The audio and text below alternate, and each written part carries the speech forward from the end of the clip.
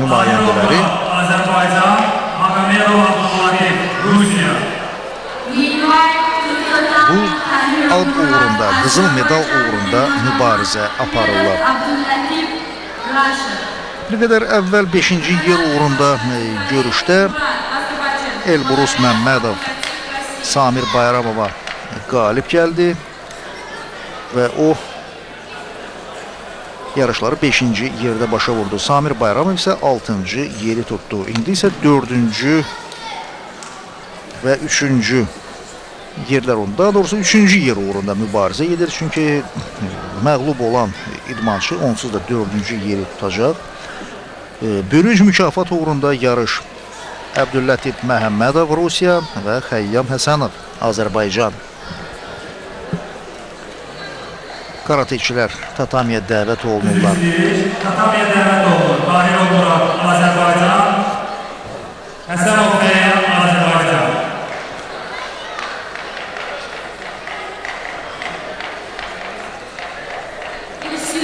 Düzəliş edilir, bəli. Əbdüllətif Məhəmmədov finalda döyüşməlidir. O gümüş mükafatı artıq özünə təmin edib və qızıl medal uğrunda Sokrat Süleymanovla mübarizə aparmalıdır. Bürünc mükafatı isə ya Murad Tahirov ya da Xəyyam Həsənov qazanmalıdır. Murad Tahirov və Xəyyam Həsənov hər iki idmançı tatamiyə çıxıb. Murad Tahirov rəqibinə nisbətən uca boydu, qara kəmər və qırmızı led bağlayıb. Xəyyam Həsənov isə yaşıl kəmərlə tatamiyə çıxıb.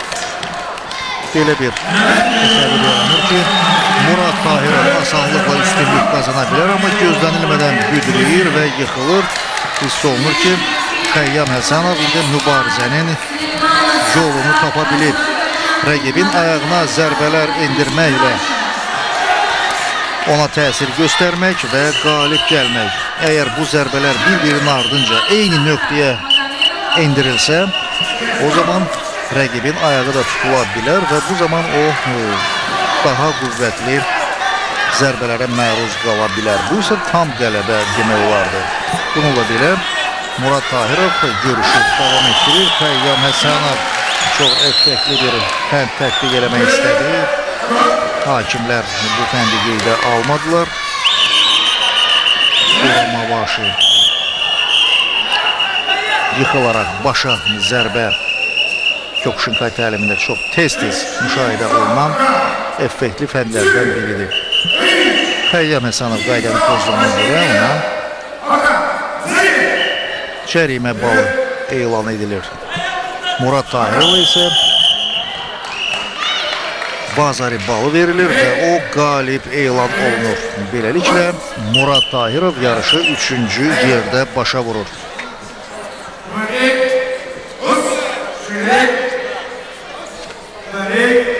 Daha bir görüş başa çatdı. Bu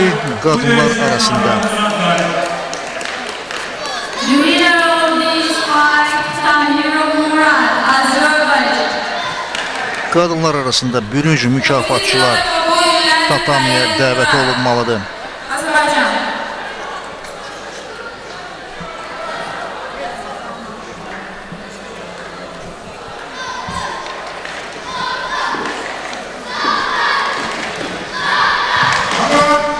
Lakin kişilər arasında final görüşünün iştirakçıları tatamiyə dəvət olunurlar. Sokrat Süleymanov'u ekranlarınızda görürsünüz. Azərbaycan komandası və Əbdüllətif Məhəmmədov Rusiya.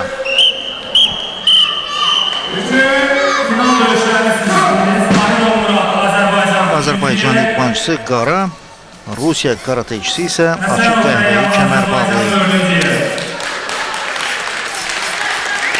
Təbii ki, kəmərə əsasən belə söyləmək olar ki, Sokrat Süleymanov'un yarış təcrübəsi daha çoxdur və onun fəndləri daha effektli olur və daha bir qüvvətli zərbəni müşahidə elədik. Sokrat Süleymanov yarışı qələbi ilə başa vurur. Beləliklə, Azərbaycan karateçisi Sokrat Süleymanov dünyanın mütləq çempionu adına layiq görülür. İdmançılar tatamiyi tərk edirlər və Sokrat Süleymanov yarışın qalibidir. Əbdüllətif Məhəmmədov isə yarışı gümüş medalla başa vurdu. Azərbaycan komandasının daha bir üzvü Murad Tahirov turniri bürünc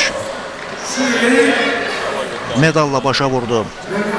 Münsiflər heyətinin üzvləri də karateçiləri təbrik edirlər. Siz bu fraqmentlərin də təkrarını görürsünüz. Bax, bu zərbə çox tutarlı, sarsıdıcı alındı və Əbdüllətif Məhəmmədov da bildirdi ki, mübarizəni davam etdirmək niyyətində deyil. Bəlkə də davam etdirə bilərdi. Özündə qüvvə tapıb yarışı davam etdirə bilərdi. Lakin karateçilər arasında da müəyyən bir prinsiplər, müəyyən bir etik normalar var.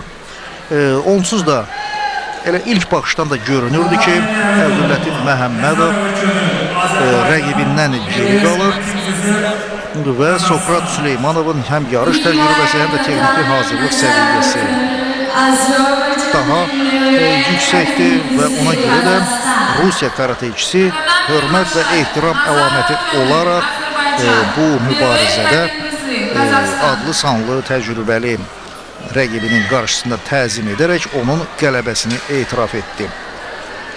Sokrat Süleymanov dünyanın mütləq çempionu adına layiq görüldü. İndi qadınlar arasında yarışların iştirakçıları da tatamiyə dəvət olunurlar. Könül Nəzərova və Mərurət Hakinqızı, Azərbaycan və Qazaxstan idmançıları tatamiyə dəvət olunurlar.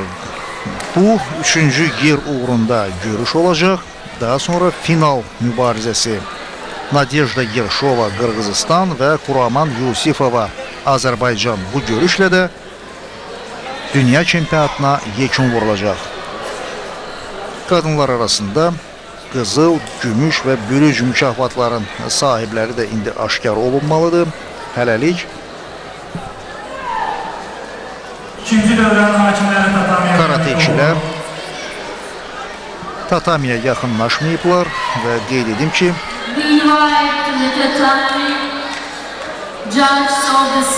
yarışın yekunlarından asılı olmayaraq Azərbaycan karateçilərinin bu turnirdə uğurlu çıxışlarını söyləməliyik. Belə ki, Respublikamızın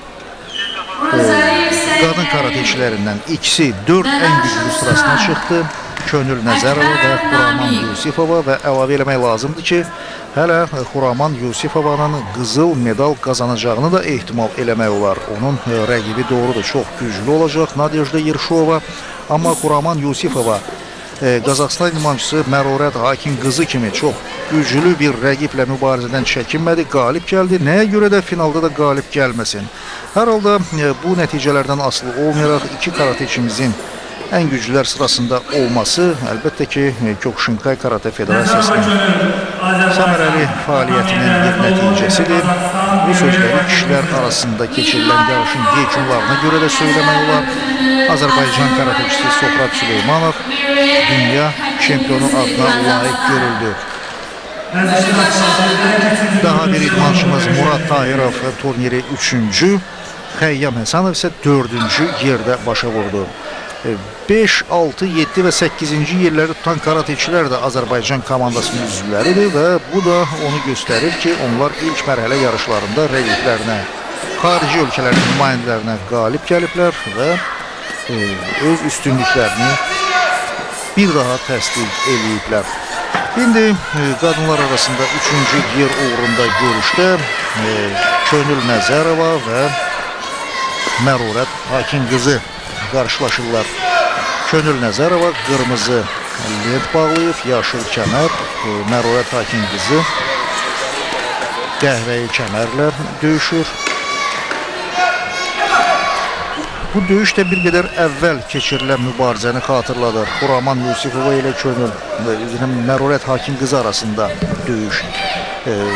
Həmin döyüşdə də Qazaxstan idmançısı rəqibindən boyda üstün idi, lakin Azərbaycan karateçisi rəqibindən çəkinmədi və görüşü axıra qədər hücum üslubunda keçirdi. Bunun nəticəsi kimi də qələbə qazandı. İndi Könül Nəzərova da eyni üslubda mübarizə aparır və rəqibini həm əl, həm də ayaq zərbələri ilə sanki sınağa çəkir. Qazaxstan idmançısı tatamidən kənara çıxmışdı, lakin hakimlər mübarizənin gedişində bu amilə əhəmiyyət vermədilər. Qazaxıstan karateçisi bir qədər fəallaşır və ayaq zərbələri tətbiq edir, lakin Könül Nəzərova bunlara davam gətirir. Görüş dayandırılır. Qazaxıstan karateçisi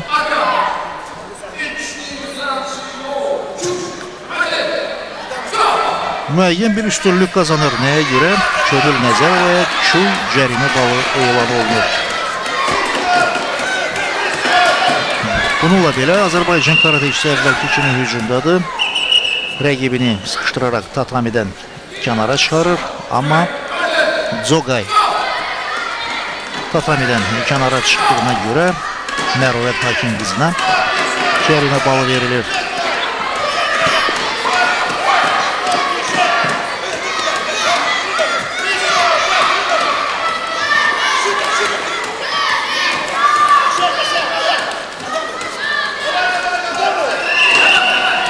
Yenə də görüş dayandırılır. Bu dəfə də Qazaxıstan karateçisi tatamidən kənara çıxmışdı və hakim Dzogay deyən onun diqqətini bu amilə cəlb edir. Dzogay Yapon dilində bu idmançının tatamidən kənara çıxmasını göstərən, yəni orada işarə vuran bir komandadır. Bu yarışlarda da bütün komandalar, hakimin bütün əmrləri Yapon dilində verilir. Vaxt başa çatdı. Hakimlər qalibi elan eləməlidirlər. Kantey.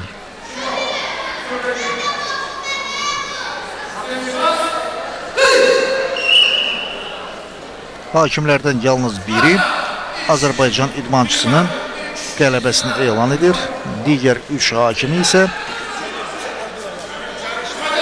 yenə də Hikevaki elan edir. Heç-heçə referi də onlarla razılaşır. Könül Nəzərovanın görünür üstünlüyü hakimləri o qədər də inandırmadı və nəhayət indi Azərbaycan idmançısının növbəti cəhdindən sonra hakimlərin 4'ü də Könül Nəzərovanın qalib gəldiyini bildirirlər. Mərurət Hakim qızı Azərbaycan karateçisinin bu hücumları qarşısında davam gətirə bilmir və nədənsə hakimlər ippon əvəzinə vazari balı verirlər. Bu açıq-aşkar ippon idi. Görünür ki, hakim qızı mübarizəni davam etdirmək iqtidarında deyil və tam qələbə qazanılıb. Azərbaycan idmançısı Könül Nəzərova xüsusilə əl zərbələri Tevaza texnikası hesabına qələbə qazanır və 3-cü yer o bürünc mükafat qazanır. Beləliklə Azərbaycan komandasının hesabına daha bir mükafat yazılır. Könül Nəzərova 3-cü yeri tutur. Qazaxıstan idmançısı Mərurət Hakim qızı isə 4-cü yerlə kifayətlənir. İndi final görüşü keçiriləcək. Nadejda Yershova Qırğızistan və Xuraman Yusifova Azərbaycan.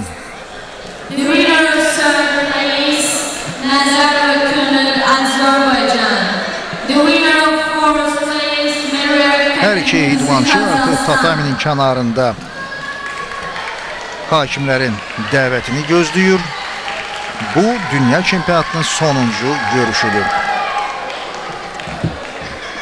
Dövüş üçün tatamiyə dəvət olunur. Yershova Nadejda Qırğızistan, Yusifova Xuraman Azərbaycan. Azərbaycan karateçisi Xuraman Yusifova bir qədər əvvəl Qazaxıstan karateçisi Mərurət Hakim qızı ilə mübarizədə çox gözəl üslubda qələbə qazandı. Halbuki bu idmançıların zahiri görünüşlərinə baxarkən belə güman etmək olardı ki, Mərurət Hakim qızı Xuraman Yusifovanı zərbələrlə tatamidən kənara atacaq və onun ümumiyyətlə qələbə haqqında düşünməsinə belə imkan verməyəcək. Amma Xuraman Yusifova zərbələrin qarşısında axıra qədər davam gətirdi. İlk 3 dəqiqə ərzində Qazaxıstan karateçisi hücumda idi, amma əlavə vaxtı isə Xuraman Yusifova rəqibini təslim olmağa məcbur etdi. İndi finalda da Azərbaycan karateçisi yenidən eyni üslubda mübarizə aparır. Yana komandası verilir, ayrılın, dayanın və döyüş yenidən davam etdirilir. Xuraman Yusifova büdrəyərək yıxılmışdı, təhlükəli heç nə baş verməyib, yenidən döyüş davam etdirilir. Azərbaycan karateçisi həli əsasən əl zərbələrinə üstünlük verir. Nadejda Yerşova isə ara bir ayaq fəndlərini də tətbiq edir. Və deməliyəm ki, ayaqla tətbiq olunan fəndlər Nadejda Yerşovada tədricən təsirli alınmağa başlayır. Bu da təbiidir, çünki Nadejda Yerşova rəqibinə nisbətən uca boydur və o əsasən məsafədə rəqibini saxlaya bilər ayaq zərbələri ilə.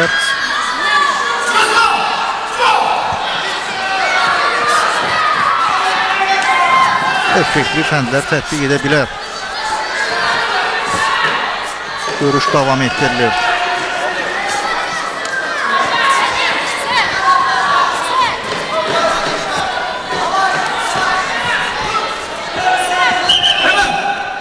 Görüş dayandırılır.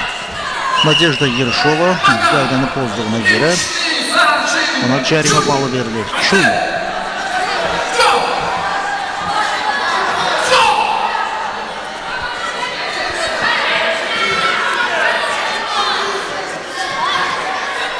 Əsas vaxtın bitməsinə bir dəqiqədən də az qalıb. Görüş dayandırılır. Hakimlər arasında fikir ayrılığı yaranıb. Bir qədər əvvəl Nadejda Yerşovaya cərimə balı verildi. Azərbaycan idmançısı Xuraman Yusifova bu fragmentin təkrarına baxırıq. Yaxın döyüşdə zərbələrini davam etdirirdi və Qırğızistan karateçisi hakimdən görüşü dayandırmağı xahiş etdi. Görünür, hər hansı müəyyən bir səbəbə görə və yalnız indi hakimlər görüşü dayandırdılar. Mübarizə davam etdirilir. Təhlükəli heç nə baş verməyib və yarışı dayandırmaq üçün də elə bir əsas yoxdur.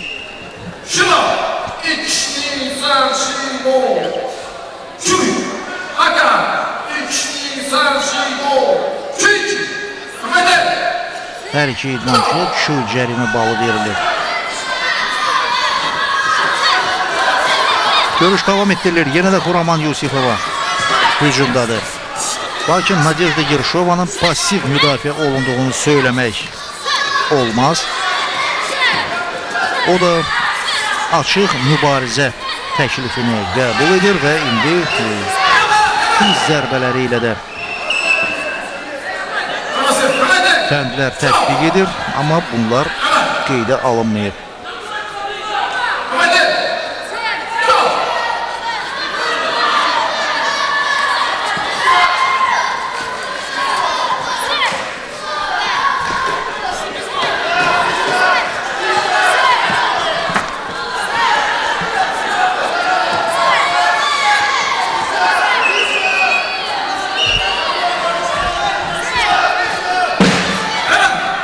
Görüşün əsas vaxtı başa çatdı. Tatamiyə döşəkçi atılır. Bu da nəyə görə edilir? Çünki bəzən mübarizə aludə olarkən idmançılar, eləcə də hakimlər vaxtın başa çatdığını duymurlar. Bununla bağlı təbilər vurulan zərbənin səsini də eşitmirlər və onların diqqətini cəlb etmək, vaxtın bitdiyini başa salmaq üçün tatamiyə bu qayda ilə bir qədər əvvəl gördüyümüz şəkildə yüngül döşəkçi atılır və yarış dayandırılır. İndi əlavə vaxt təyin olunur. Kontey yolu ilə qalibi müəyyən eləmək mümkün olmadı. Qırğızistan karateçisi rəqibin boğazına zərbə endirmişdi və hakimin köməkçiləri də bu qayda pozuntusuna diqqət yetirdilər. Çuy cərimə balı. Yenə də Qırğızistan karateçisi cərimə edilir.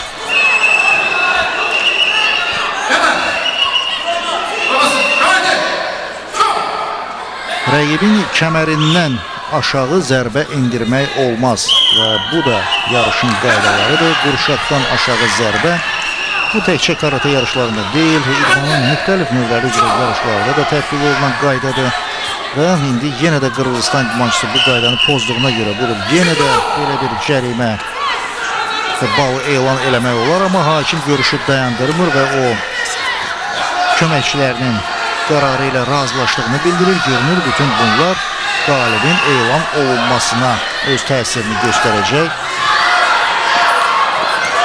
Yalnız diz nahiyəsindən bir qədər yuxarı ayaqla zərbə endirmək mümkündür yarışın qaydalarına görə. Belə zərbələrlə rəqibi məğlub eləmək olar. Əlavə vaxtda yenə də qalibi müəyyənləşdirmək mümkün olmadı. Görüş davam etdirilir.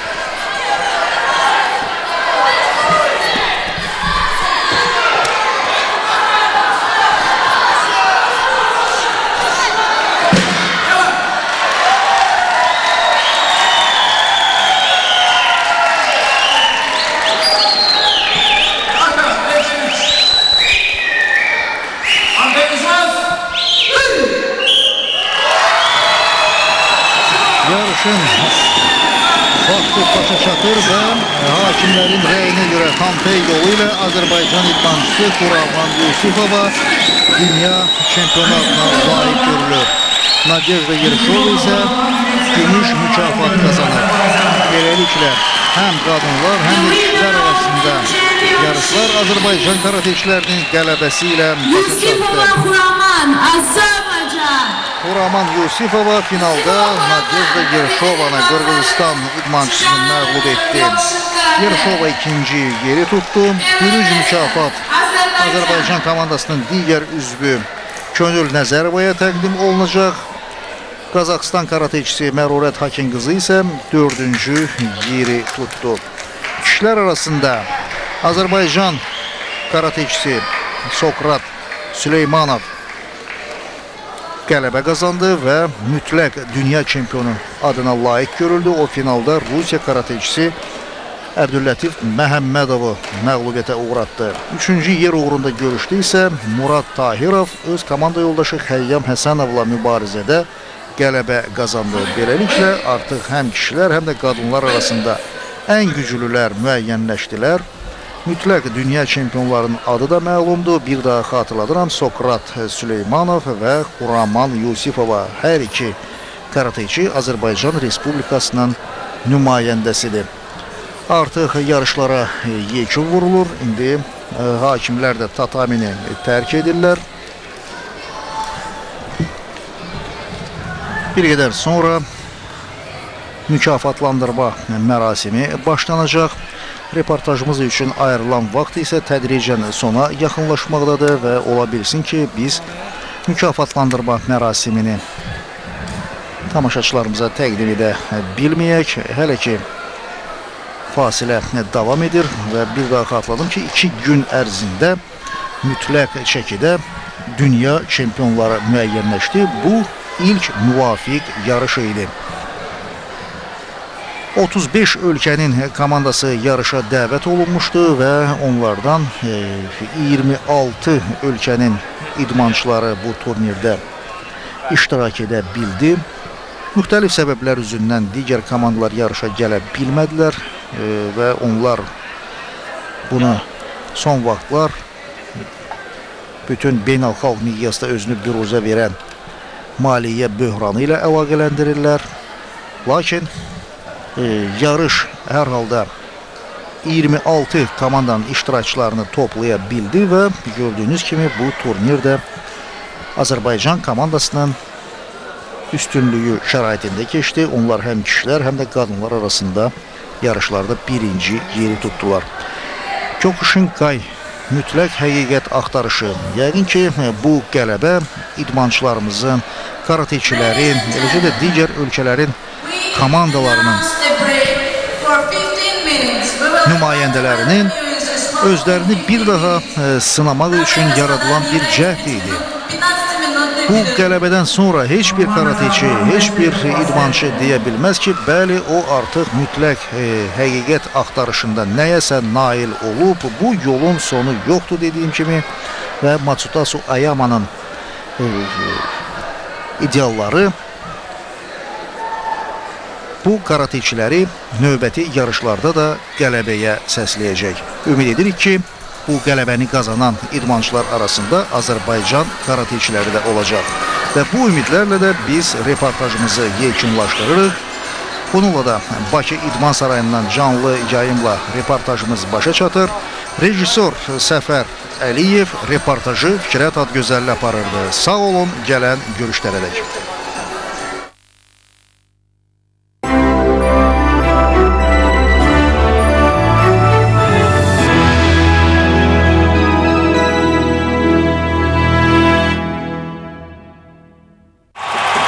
Simurq tarix yazır. İlk dəfə Avroligada iştirak. Rəqib İsrailin Bnei Yehuda klubudur. Hədəflər böyük, mübarizə gərgin. İyulun 2-si, axşam saat 8-də Tofiq Bəhramovna Respublika stadionunda Simurğa dəstək olaq. Giriş pulsuzdur.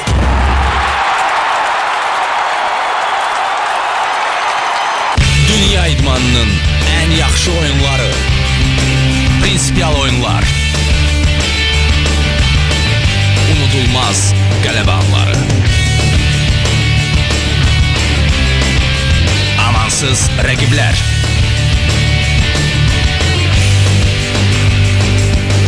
ən maraqlı oyunlar, meydan sulayan liderlər. Dünya idmanının ən yaxşı çempionat oyunları, favorit komandalar. İspanya çempionatı, İtalya A seriyası, birinciliğe uzanan ayaklar, Odlar Yurdu'nun Premier Ligası, Milli Futbol, Milli İdman kanalında. İdman Azerbaycan, bütöv idman dünyası. Çempionluğun bir addımlığında qızıl medallara uzanan güclülərin amansız mübarizələri. Yalnız bir ünvanda.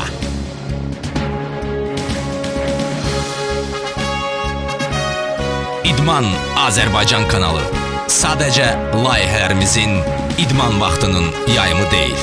Bu, idman həyatının özüdür. İdman Azərbaycan, bütöv idman dünyası.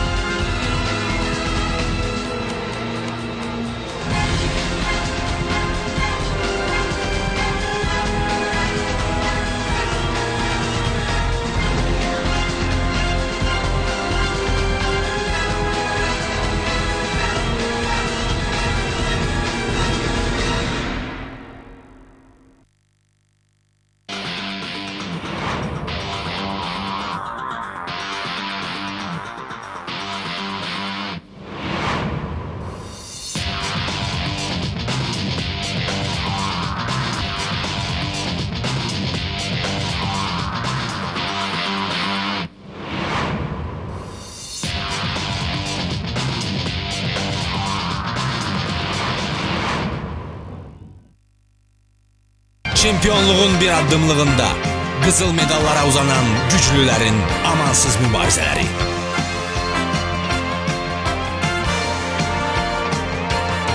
Peşəkarlığa söykənən qərarlar, nəzərdən qaçmayan uğurlar.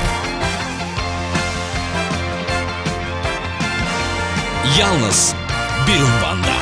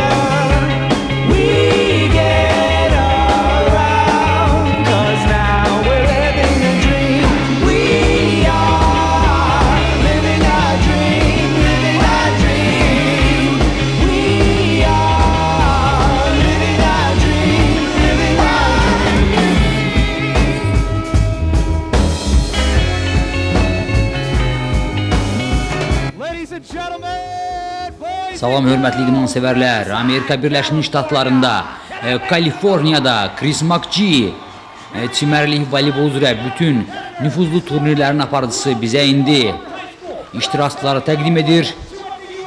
Riverside Convention Center'da AVP Crocs turnirinin qadınlar finalı və April Ross 27 yaşlı Kaliforniyalı idmançı təqdim olunur. April Ross dəfələrlə dünya çempionu titulunu qazanıb. Bu idmançı Kaliforniyanın Costa Mesa qəsəbəsində dünyaya gəlib. Və onun komanda yoldaşı Jennifer Kissy 31 yaşlı San Clemente sakini təqdim olunur. Chris McGee bu yarışları təqdim edir. Riverside Open turniri Amerika Birləşmiş Ştatlarında ən nüfuzlu çimərlik voleybol üzrə turnirlərdən biri hesab olunur və April Ross və Jennifer Kissy'nin rəqibləri Nicole Brana 30 yaşlı idmançı. Bu voleybolçu da Kaliforniya ştatının sakinidir. Taran şəhərində dünyaya gəlib. Həmçinin indi Chris McGee bizlərə Elaine Youngs'ı təqdim eləyəcək. Elaine Youngs bu yarışın ən təcrübəli voleybolçusudur. O Durango şəhərindən, Kolumbiya ştatından bu yarışlara qatılıb. Qeyd eləməliyəm ki, Elaine Youngs bir çox çimərlik voleybol üzrə beynəlxalq nüfuzlu turnirlərdə iştirak edib və qələbə qazanıb. Riverside Open turniri Şimali Amerikada ən nüfuzlu çimərlik voleybolu turnirlərindən biri hesab olunur. Qadim voleybolunda Riverside Convention Center idman kompleksində final görüşü İdman Azərbaycan kanalında sizlərə təqdim olunur. Yarışın qaydaları bizlərə nümayiş edilir.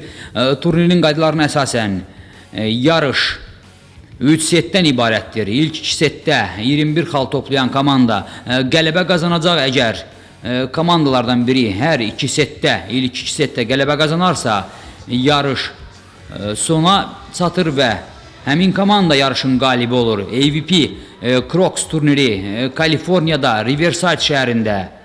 Hava bugünkü qadınlar finalında çox istidir və 3-cü setdə əgər komandalar hər 2 setdə bir komanda qələbə qazanarsa, 3-cü setdə mübarizə aparmalı olacaqlar.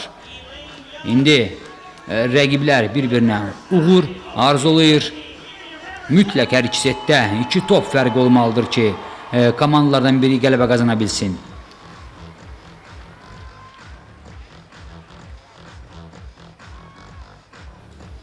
Yarışa Kaliforniyada maraq çox böyükdür. İdeal məkanda Riverside Convention Center idman kompleksində bu yarış keçirir və ilk indi servizi komandalardan Cassie Ross cütlüyü yerinə yetirir. April Ross və Jennifer Kissy indi topu qarşılayırlar.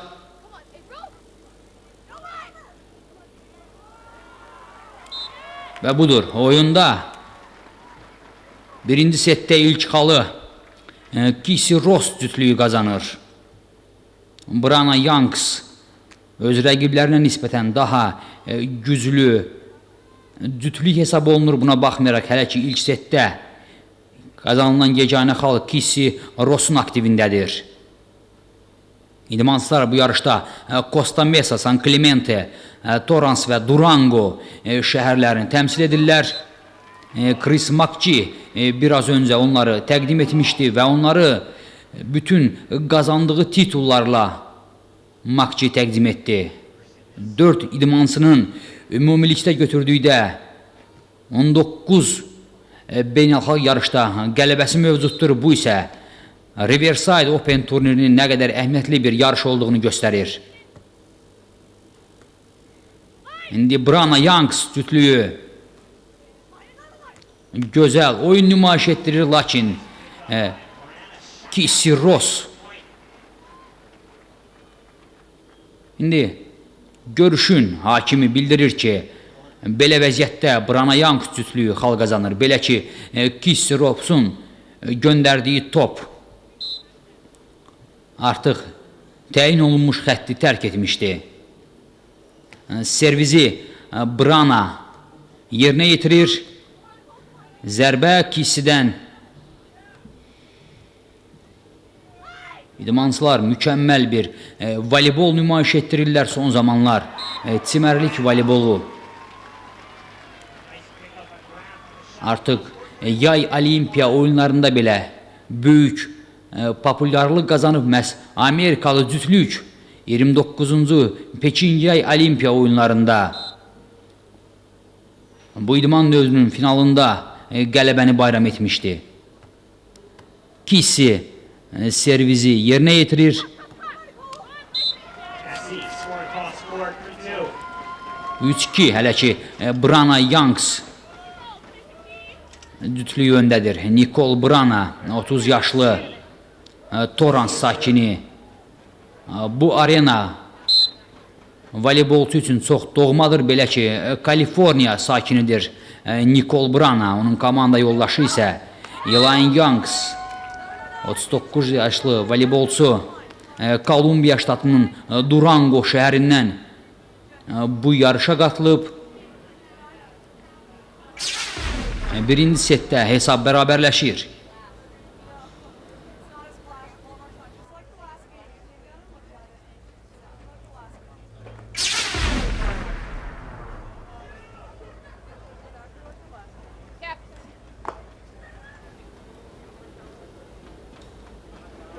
İndi idmançılar hakimin köməyinə ehtiyac durur. Belə ki, çimərlik voleybolunda təyin olunmuş xətlərdə topun həmin xətti keçib keçməməsi məsələsi çox vacib məsələlərdən biridir.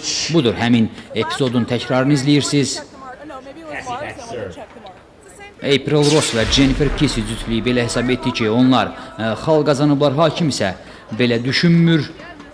Indi həmin vəziyyəti o onların rəqibləri Nicole Brana və Elaine Youngsa da izah edir. 3-3 hələ ki birinci setdə hesab bərabərdir.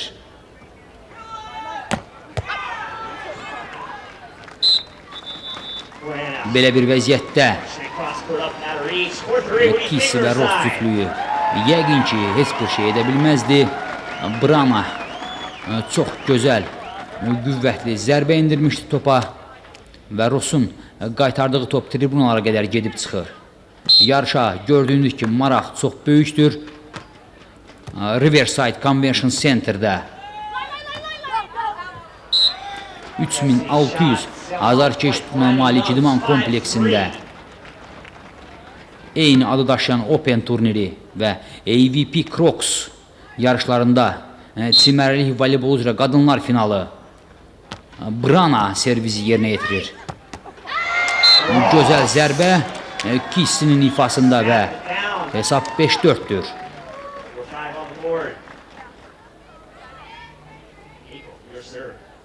Amerikada çimərlik voleyboluna diqqət çox böyükdür. Hətta Amerikanın bir çox ştatında idman kanallarında çimərlik voleybol çaraqları daim nümayiş etdirilir. Kaliforniyada bu ştatlardan biridir. Həmçinin Amerikanın cənub ştatlarından biri olan Miami'də daha çox Key West şəhəri məşhur olan Miami'də bu idman növü də geniş yayılmışdır. İndi Kaliforniyanın çimərli şəhərlərindən biri olan Riverside'da AVP Crocs turnirinin qadınlar finalı İdman Azərbaycan kanalında sizlərə təqdim olunur.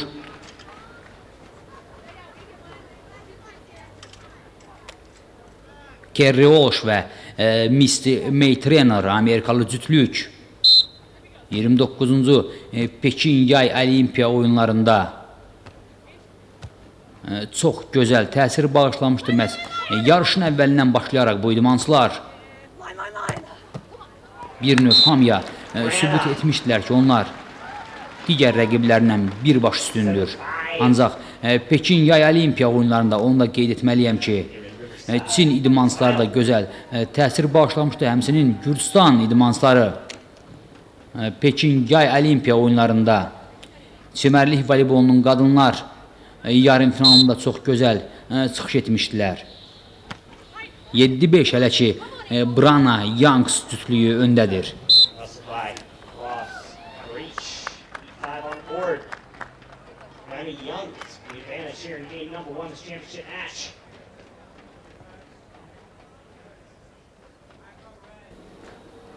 İndi servizi Kissy yerinə yetirəcək.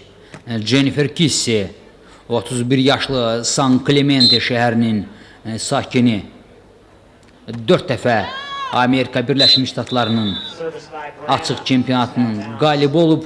Jennifer Kissy və bu yarışda onun tərəfdaşı April Ross da həmçinin çox gözəl bir voleybolçudur.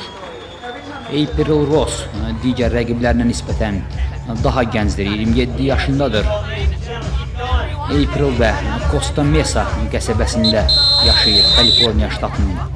İndi idmanslar havanın çox isti olması ilə bağlı time out götürürlər və məşqçilər indi məhz bu iki cütlüyə, Ross və Kissy cütlüyünə necə mübarizə aparmaq lazım olduğunu izah edir. Riverside Convention Center'da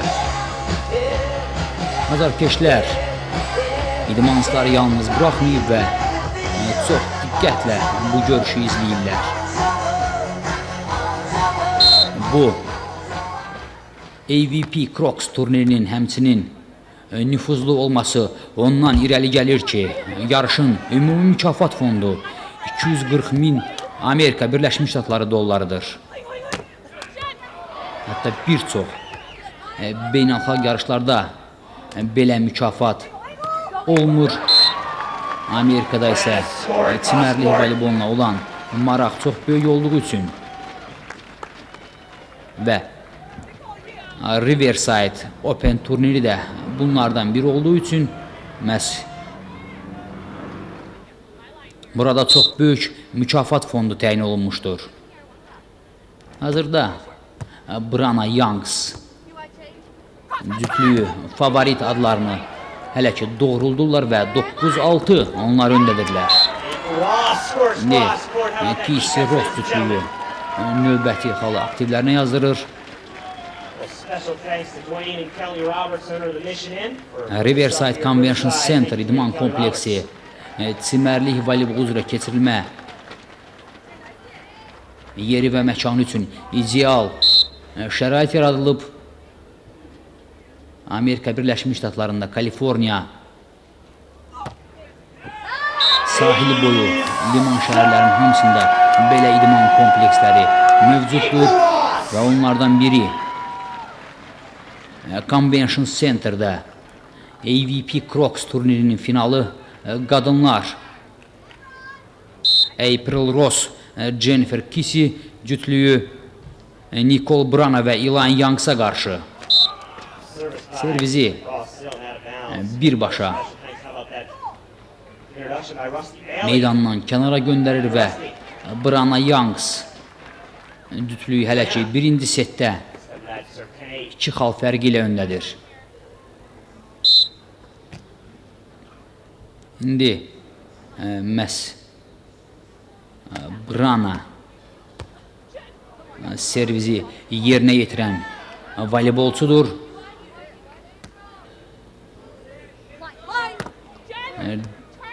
Jennifer Kissy topu qaytara bildi. Təkrar hücum və budur yenidən bu dəfə April Ross gözəl zərbə və blok. Çimərlik voleybolunda çox az rastlaşdığımız bir vəziyyət. Bloku isə edən Elaine Youngs idi. Elaine Youngs çox gözəl bir blok məhz bu vəziyyətin təkrarını izləyirsiniz. Qeyd etməliyəm ki, çimərlik voleybolunda belə hallara çox az rast gəlinir.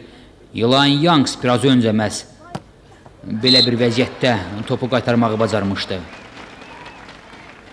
39 yaşlı Durango şəhərinin sakini Ilan Yanks 11-9 hələ ki Brana Yanks cütlüyü öndədir.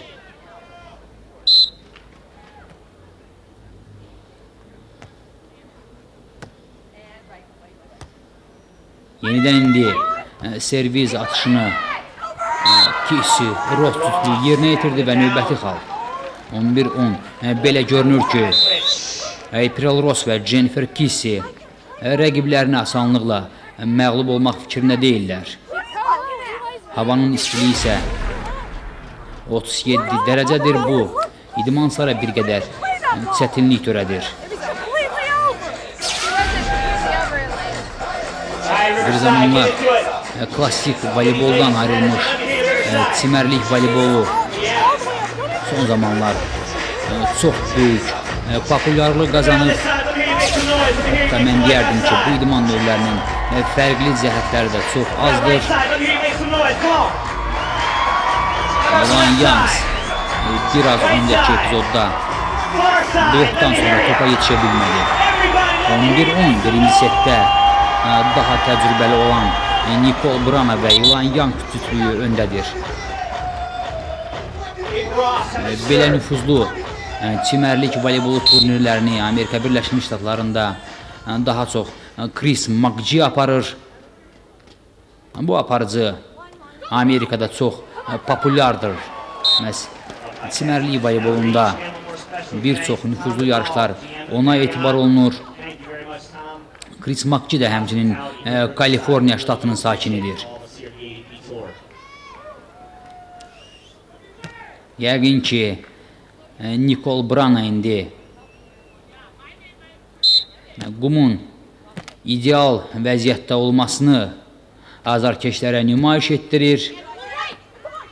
Çünki çimərlik voleybolunda meydana döşənmiş qumla çox şey asılıdır.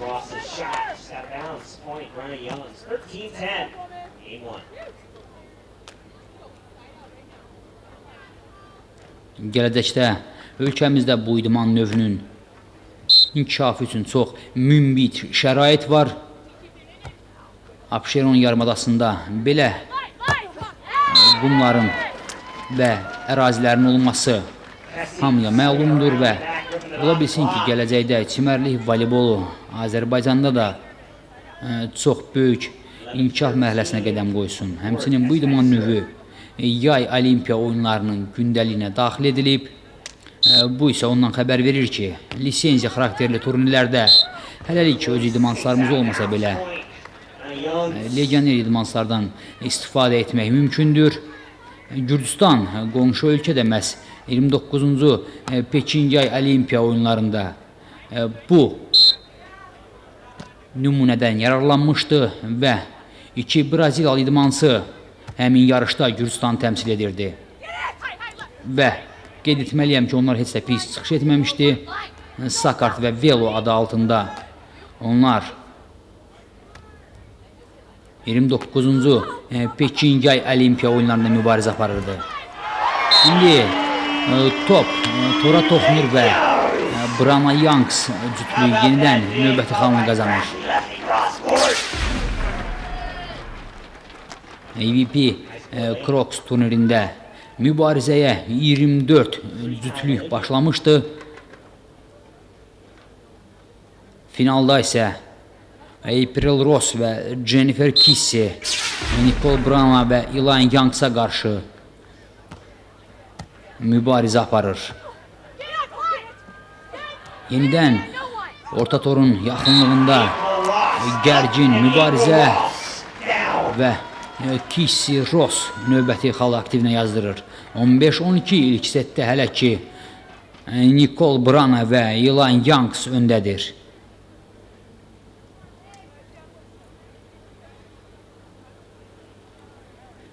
Riverside Convention Center haqqında mən sizlərə söhbət etmək istəyirəm. Bu idman kompleksi çox profilli idman komplekslərindən biridir. Kaliforniya ştatında mövcud olan 37 idman komplekslər məhz 4 idman kompleksi çimərlik voleybol üçün nəzərdə tutulub. Onlardan biri də məhz Riverside Convention Center'dır. Bu idman növünün keçirilməsi üçün yer seçimi çox vacib faktlardan biridir. Belə ki, havanın isti olduğu ərazilərdə daha çox çimərlik voleybol üzrə yarışlar təşkil olunur. İlk dəfə məhz Fransada o dövrlərdə klassik voleyboldan ayrılmış çimərlik voleybol üzrə turnirlər təşkil olunmuşdu. İndi qısa time-outdan sonra yarış davam edir. Birinci setdə Brana Youngs 15-13 Keith Ross'tan öndədir. Kaliforniyanın liman şəhərlərindən biri Riverside və Convention Center'də AVP Crocs turnirinin finalı çimərlik voleybolu və qadınlar servizi indi April Ross yerinə yetirəcək.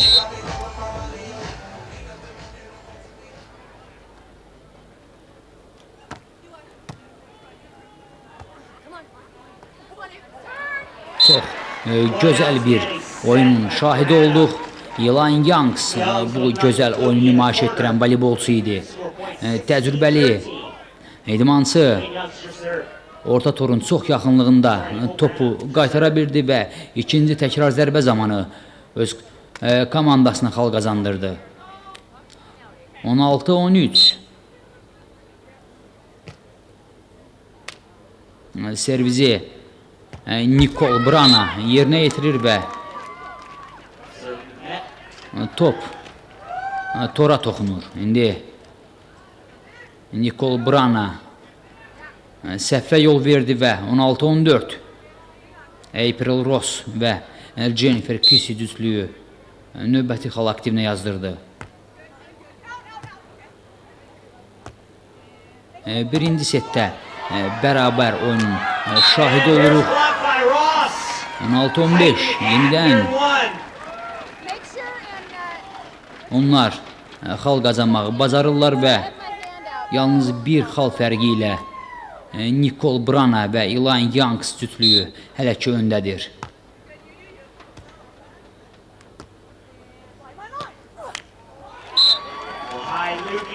Bu yarışı izlədikdə mən bir təəssüratı sizlərlə bölüşmək istəyərdim.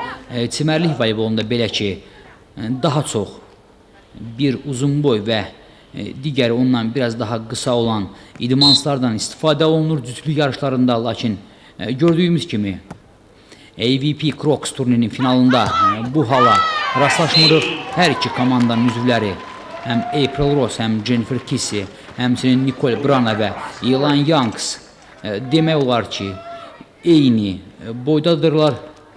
Bu isə Amerikada artıq çimərlik voleybolunun daha başqa istiqamətlərdə inkişaf etdiyini nümayiş etdirir.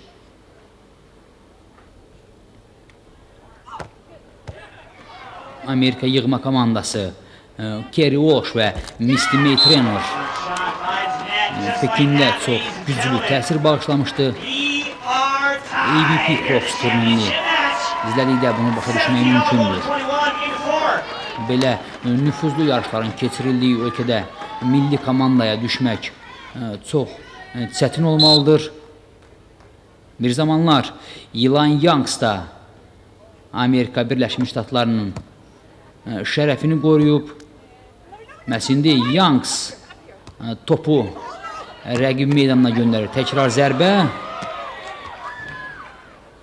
Yenidən Youngs'ın ifasında biz estetik bir zərbə izlədik. Lakin bu oyun sonunda xal qazanan tərəf Ross Kissy cütlüyü olur.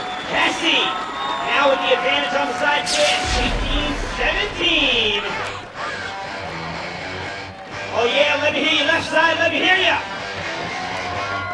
Right side, let me hear you right side. How about the far side? Come on, far side. Oh yeah. Hazırda idmançılar servizi yerinə yetirmək üçün hazırlaşırlar. İdman kompleksinin tribunalarında isə çox az sayda boş yerlər görünür. İndi Nicole Brana'nın zərbəsi Kisi Jennifer səhvə yol verir və hesab bərabərləşir. Birinci setdə hesab bərabərdir, 18-18.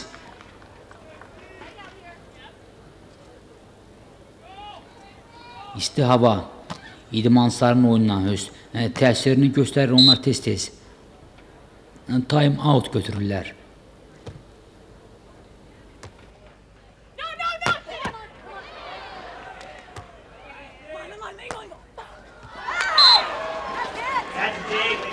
Yenidən daha təcrübəli Brana Youngs cütlüyü bir xal fərqi ilə hesabda önə keçir.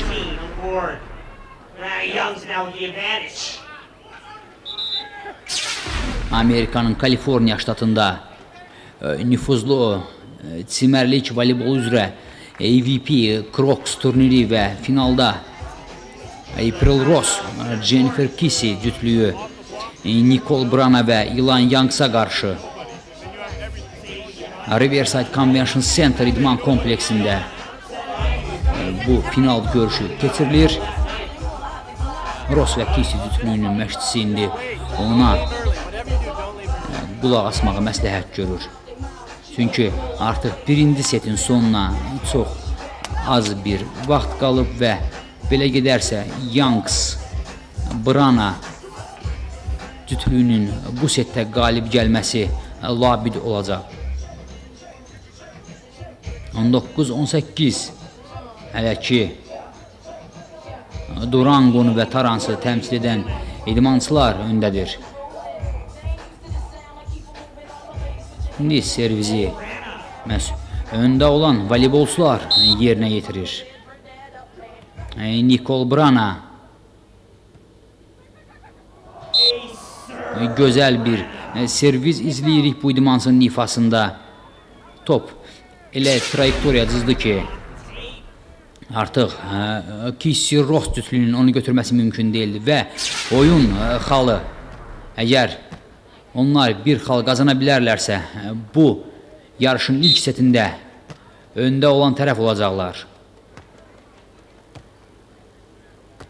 Kisi Ross çox diqqətlidir və budur ilk setdə qələbə. Qələbəni bayram edənsə Nicole Brana və Ilan Youngs'dır. 21-18 AVP Crocs turnirinin final görüşündə Nicole Brana və Ilan Youngs ilk setdə 21-18 hesabı ilə qələbə qazanırlar. Çimərlik voleybol üzrə qadınlar finalı və Amerikanın Kaliforniya ştatı. Əgər ikinci setdə bu idmançılar yenidən qələbə qazana bilərlərsə görüş bitəcək və Nicole Brana və Ilan Youngs $240.000 mükafat fondu olan bu nüfuzlu turnirin qalib adını qazanacaqlar. Bu isə oyunda qazanılan ilk setin sonunda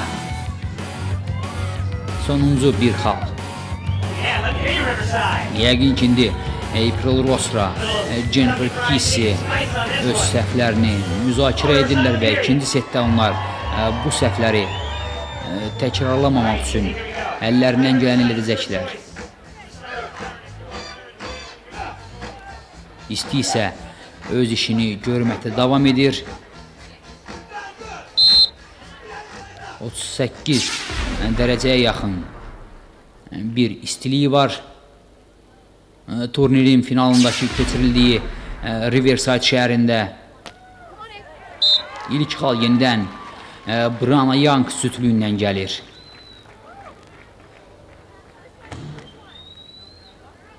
San Clemente və Costa Mesalı hər ikisi yerli idmançıdır. Ross və Kis cütlüyü onlardan fərqli olaraq Brana Youngs cütlüyündə Ilan Youngs Amerika yığma komandasında şərəfini qorumuş voleybolçu. Kolumbiya ştatının Durango şəhərindən bu yarışa təşrif buyurub 2-0. İkinci setdə yenidən məhz Youngs'ın çıxış etdiyi komanda öndədir.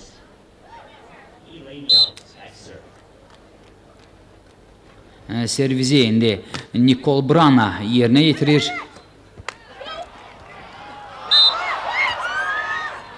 Çimərlik voleybolunun qaydalarına əsasən, əgər servis zamanı rəqib komanda topu qaytaran zaman o tora toxunub yenidən onların üzərinə doğru qaydarsa, bu zaman onu yenidən qaytarmaq və oyuna daxil etmək mümkündür. Məhz biraz öncə həmin epizodun biz izlədik.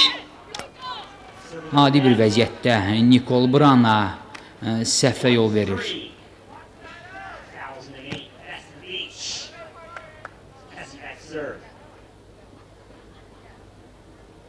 İndi April Ross servizi yerinə yetirdi.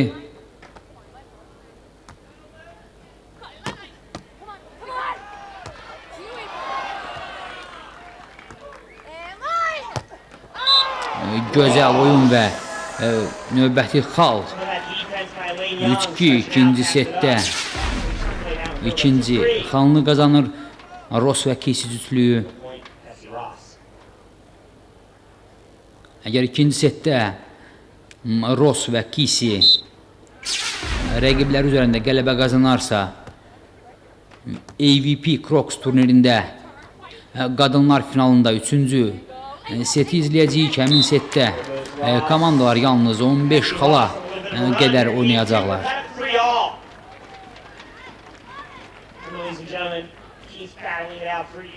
Hələ ki, ikinci setdə hesab bərabərdir. Hakimlər çox diqqətlə görüş izləyirlər.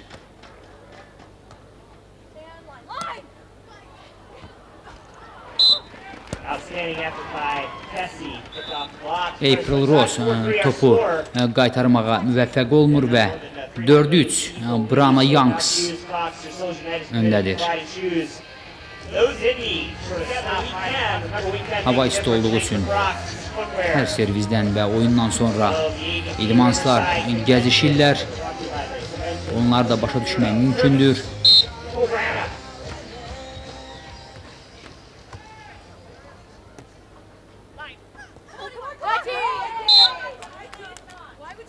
Youngs topa toxunmadığını bildirir. Hakim bu xalı qeydə alır. 5-3 yenidən Ilan Youngs və Nicole Brana cütlüyü öndədir.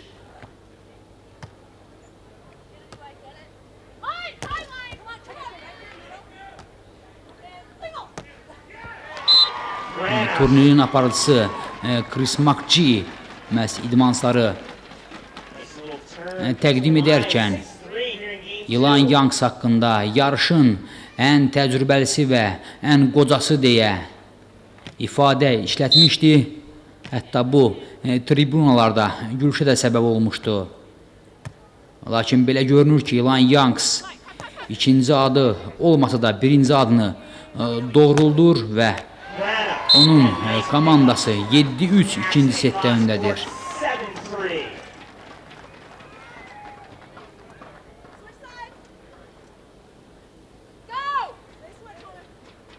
Amerika Birləşmiş Ştatlarında bu tip nüfuzlu çimərlik voleybol turnirlərinə maraq olduqca böyükdür.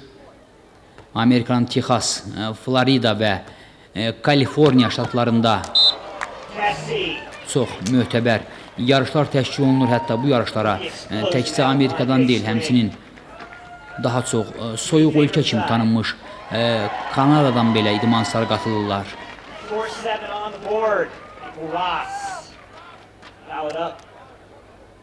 Keçən ilki AVP Crocs turnirinin finalında yenidən Kaliforniyalı idmanslar görüşmüşdü.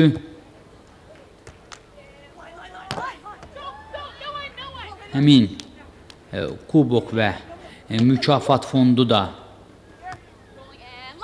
bu il belə görünür ki, bu ştatı tərk etməyəcək. 8-4 və Youngs'ın sevincini izləyirik. Azarkeşlər onları alqışlayırlar. Gözəl oyun nümayiş etdirir Ilan Youngs. Birinci vəziyyətdə voleybolçu gözəl blokla topun qarşısını kəsmişdi. Sonda Nicole Brana rəqibə xal qazanmağa imkan vermədi.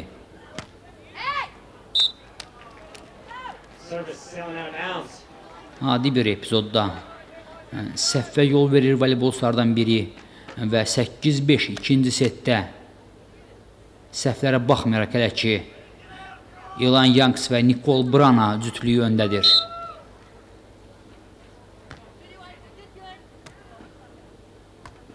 Nicole Brana'nın doğulduğu Torrance şəhərində, Kaliforniya ştatında. Hətta bu yarış öncə bir çox şüarlar nümayiş etdirilirdi. Onlar Torrance sakinlərini belə mötəbər turniri izləməyə dəvət etmişdi. İndi qısa fasilə və qısa fasilədən sonra yenidən görüş davam etdirilir. Birinci setdə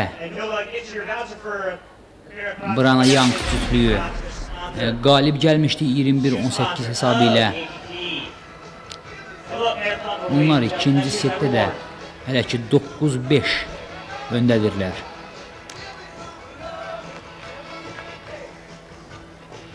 Əgər finalda Ross Kisi cütlüyü qalib gəlmək istəyirsə, bu setdə mütləq qələbə qazanmalıdırlar, lakin belə görünür ki, onlar daha təcrübəli cütlüyə qarşı hələ ki heç nə edə bilmirlər.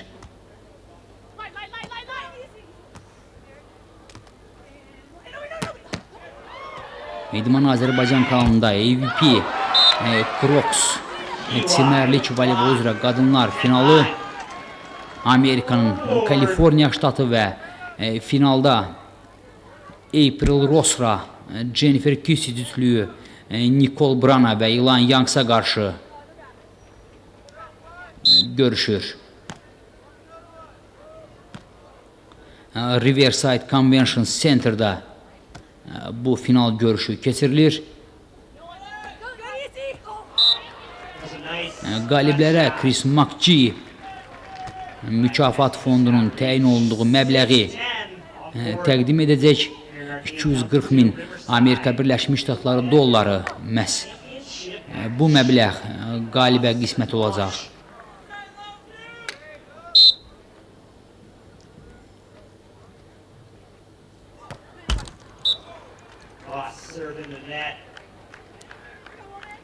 Növbəti dəfə top orta tora toxunur və 11-6 Ross və Kisi artıq əsəbləşirlər. Bu isə onunla bağlıdır ki, onlar ilk setdə də rəqiblərinə məğlub olublar. Ağıllı bir vuruşla Jennifer Kisi aktivlərinə növbəti xal yazmaq bacarır. 11-7 ikinci setdə Torrance və Durangolu voleybolçular öndədir.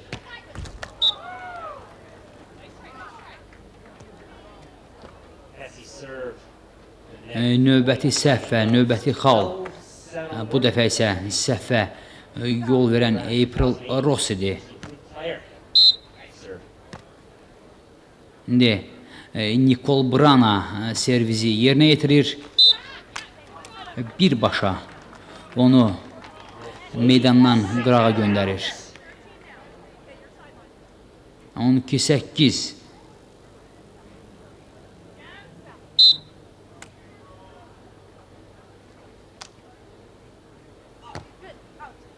Növbəti səhv servis və bu dəfə Jennifer Kisinin ifasında. Sanki idmançı rəqiblərindən dala qalmamağa çalışdı və Nicole Brana'nın etdiyi səhvi Jennifer Kisi də edir.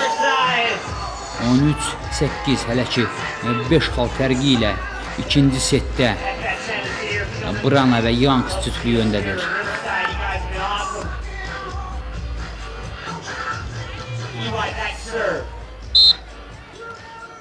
AVP Crocs turnirinin finalında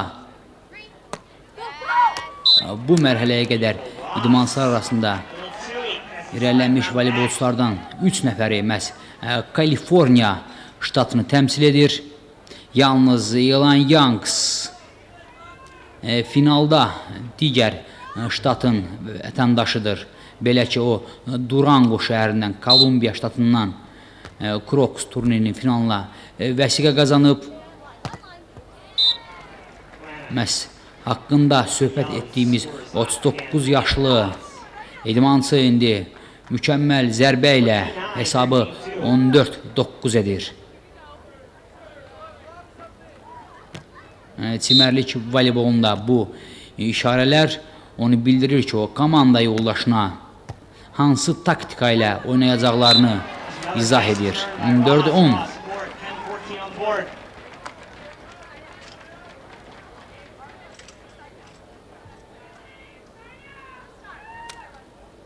İndi servizi Jennifer Kisi yerinə yetirəcək. Gözəl serviz atışı, Brana'nın zərbəsi və 15-10. Belə görünür ki, ikinci setdə bu cütlük asanlıqla qələbə qazanmaq iqtidarındadır.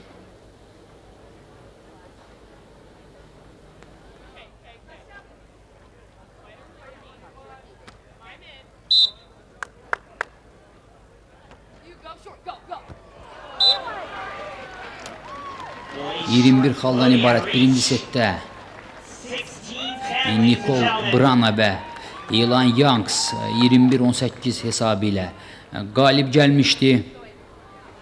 Onlar ikinci setdə də bu uğurlu oyunlarını davam etdirirlər. Kisi və növbəti dəfə estetik və aldadıcı zərbə 16-11. 5 xal fərq qorunub saxlanılır. Riverside Convention Center'də AVP Crocs qadınlar finalı çimərlik voleybol üzrə və 17-11 hələ ki Brana Youngs cütlüyü öndədir. İndi idmançılar növbəti dəfə dincəlməyə qərar verirlər. Artıq bütün dəfədir ki, time out götürülür.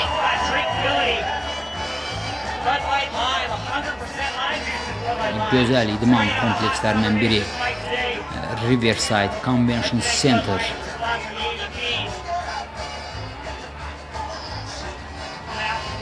Belə görüşlərin fasiləsində azarkeşlərə, voleybol sevərlərə hədiyyələr paylanılır Amerikada və Narun Kum mükəmməl bir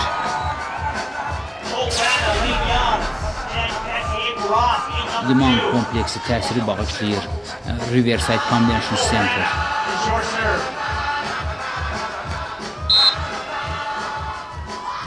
Nicole Brana servizi yerinə yetirir.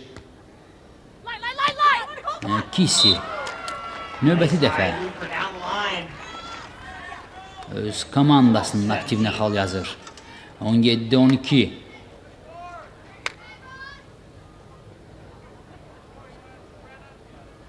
San Clemente şəhərindən başlayan idmançı həyatı sonra da daha böyük nüfuzlu turnirlərdə davam edib. Jennifer Kisi Amerikanın daha əvvəllər 21 yaşlılardan ibarət voleybol komandasının tərkibində mübarizə aparıb. Əvvəllər klassik voleybolda oynamış Kisi daha sonra çimərlik voleybolunu seçib. 18-12 hələ ki Kisi bütün bu uğurlarına baxmayaraq ikinci setdə də məğlub olur.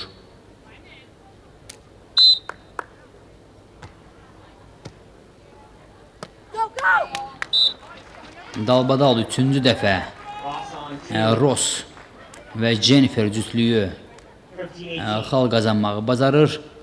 18, 13, 5 xallıq fərq isə hələ də qorunub saxlanılır.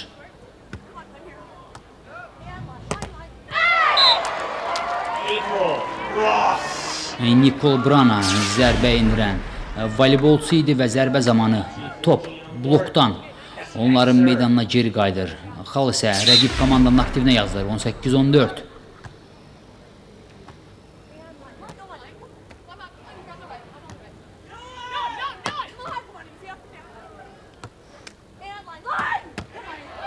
İdman Azərbaycan kanalında çimərlik voleybol üzrə nüfuzlu AVP Crocs turnirinin final görüşü Amerikanın Kaliforniya ştatında Riverside Convention Center idman kompleksində April Ross və Jennifer Kitty cütlüyü Nicole Brana və Ilan Youngsa qarşı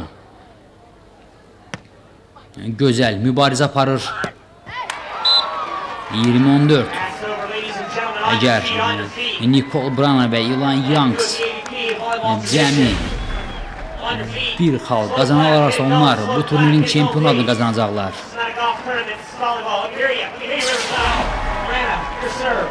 Artıq azarkeşlər də onları ayaqda alqışlayır. Servizi Nicole Brana yerinə yetirir.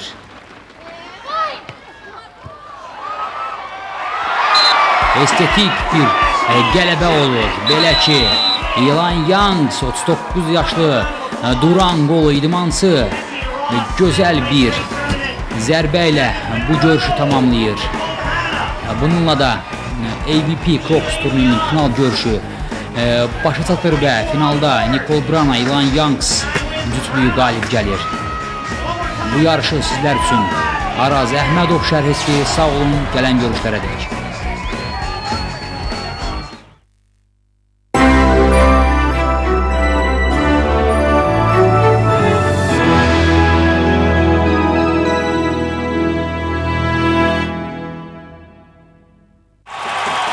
Simurq tarix yazır. İlk dəfə Avroligada iştirak. Rəqib İsrailin Bnei Yehuda klubudur. Hədəflər böyük, mübarizə gərgin. İyulun 2-si, axşam saat 8-də Tofiq Bəhram adına Respublika stadionunda Simurğa dəstək olaq. Giriş pulsuzdur.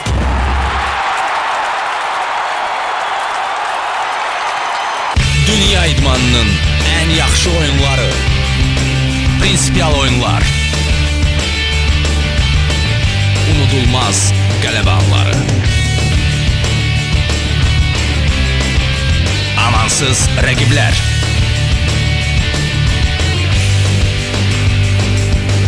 ən maraqlı oyunlar,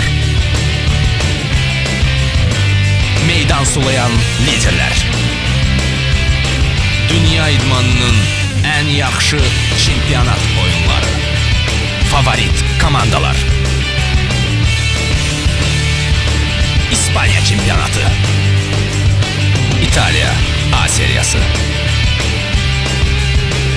birinciliğe uzanan ayaqlar, Odlar Yurdu'nun Premier Ligası, Milli Futbol, Milli İdman kanalında. İdman Azərbaycan, bütöv idman dünyası.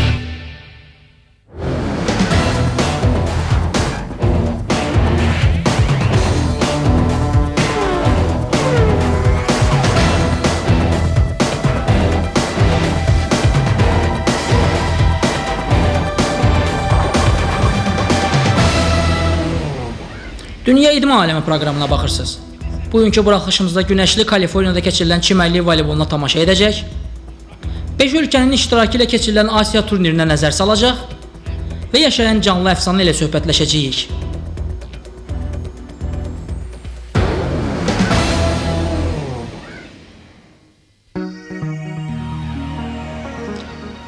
AVP seriyalı Amerika çimərliyi voleybol turniri 1983-cü ildən keçirilməyə başlandı.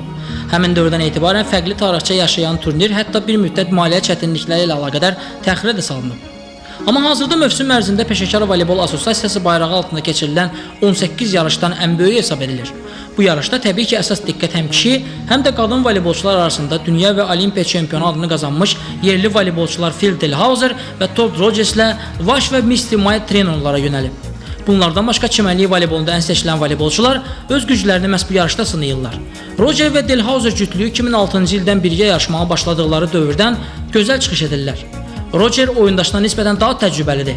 Birgə oynamaq təklifini də ilk olaraq Roger səsləndirib.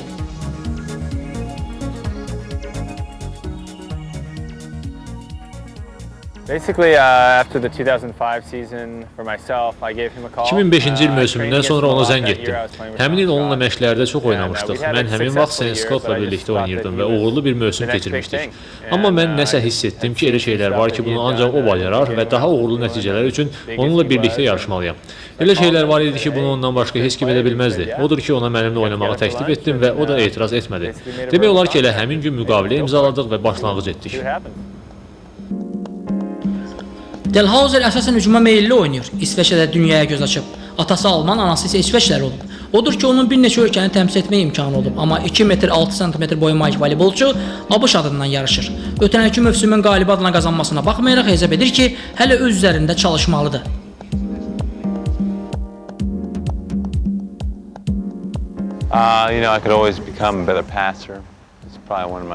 Bilirsiniz, daha yaxşı ötürüm etməyə bacarmalıyam. Deyərdim ki, ən zəif yerim məhz budur. Daha sonra topun qarşılanması, meydanı daha yaxşı görmək, tullanaraq topu oyuna daxil etmək və bir çox digər məsələlər.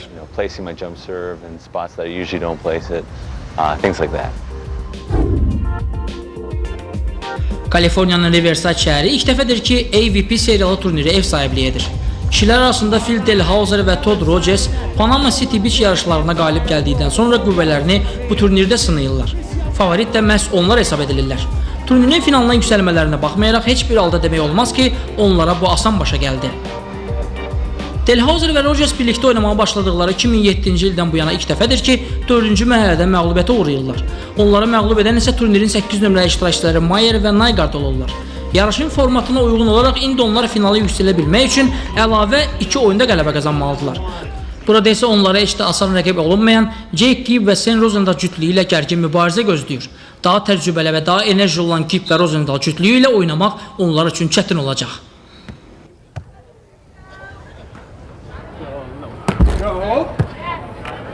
Easy ball for Rosie from the right side, and Rosie, no, Rogers digs it, and Rogers buries it.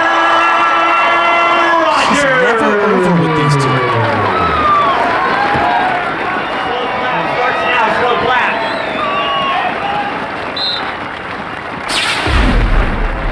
Jump float to Jake Gibb. Hard right at Rogers. Rogers with another dig. And Rogers.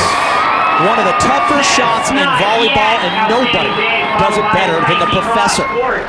I dare you to go try that on the weekend, you weekend warriors. I guarantee you the defender on the other side will gobble that out. That shot has to be perfect. Float serve again at Gibb. Out to the pin.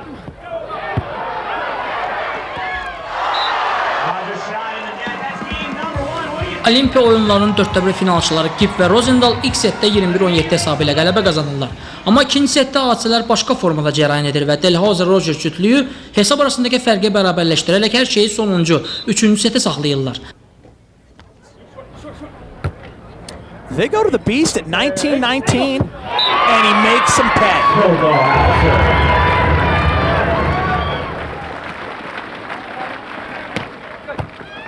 What a serve. Rosenthal. Stuffed by Dahlhauser, 21-19. We go to a third and final game. We play it to 15 for the title in Riverside. Dahlhauser-Rogers, Gibb and Rosenthal. When do you think Gibb, Rosie, and Mike Dodd are going to want to call a timeout? One more point by Dahlhauser-Rogers? You don't want this to get away in a game 3. And Phil stuffs it 6-3.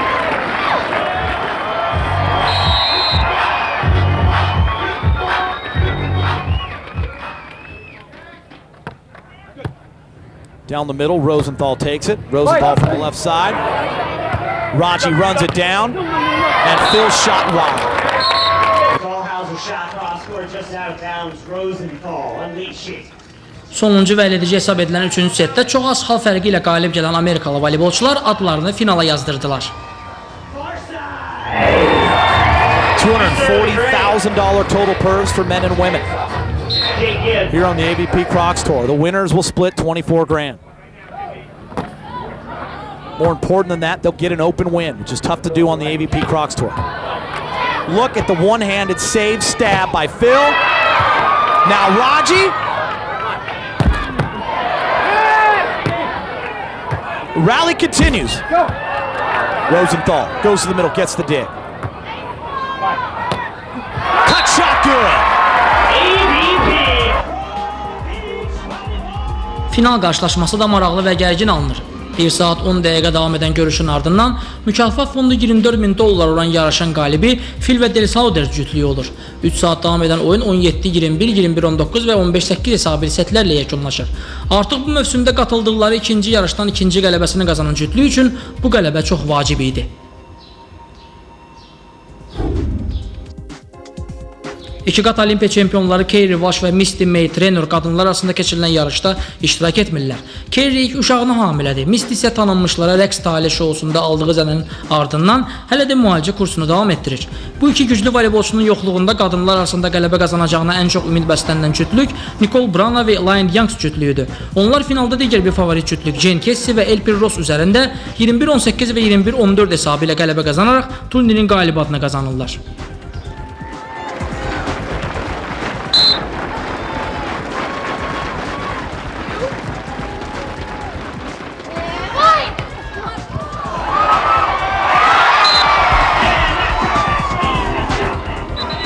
Casey və Ross cütlüyü 9-cu dəfədir ki, AVP finallarında məğlub olurlar. Brana və Young cütlüyü isə özlərindən əmin şəkildə qələbələri sıralamağa davam edirlər. Bu qələbə artıq onların ikinci uğurudur. Payızadək onlar Walsh və Traynor'a məxsus ard-arda 112 oyunda qələbə titulunu ələ keçirmək istəyirlər.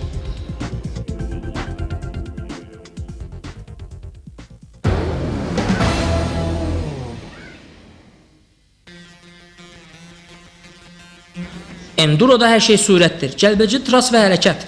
Uzun məsafədə davam edən dünya çempionatının seriya yarışları 8 mərhələdən ibarətdir və mart ayından sentyabr ayına qədər davam edir. Enduronun əsl vətəni Avropadır, amma digər qitələrdə ildən ilə yarışlara maraq artır. Mərhələ yarışlarının biri Meksikada keçirilir. Bu yarışı digər avtomobil yarışlarından fərqləndirən əsas cəhət ondan ibarətdir ki, bu yarışda hər bir iştirakçı individual şəkildə özü zamana qarşı yarışır. Motosikletin motorunun həcmindən asılı olaraq Enduronun 3 növü mövcuddur. Enduro 1, 2 və 3 adlanan növün hər birinin öz azarkeşi var. 2 gündən bir keçirilən mərhələ yarışlarında hər sinif üzrə yarışlar təşkil olunur. Dünya çempionatının 3-cü mərhələsi isə İtaliyanın Sardina vilayətinin Igliese şəhərində təşkil edilir. Yarışın açılış günündə yağan yağış iştirakçılara daha diqqətli olmalarını şərtləndirir və bir qədər narahatçılıq yaradır. Amma yağış maraqlı mübarizə vəd edir.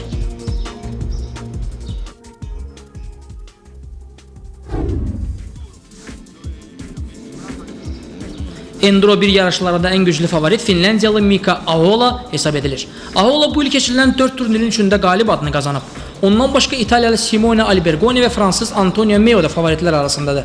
Əsasən bu üçlük yarışlarda rəqabət yaradırlar. İlk gündə nə Meo, nə də yerli pilot Finlandiyalı Ahola'nın nəticəsinə yaxınlaşa bilmir. Ahola sona qədər diqqətli şəkildə yarışı davam etdirir və yarışa nəzarəti əlində saxlayır.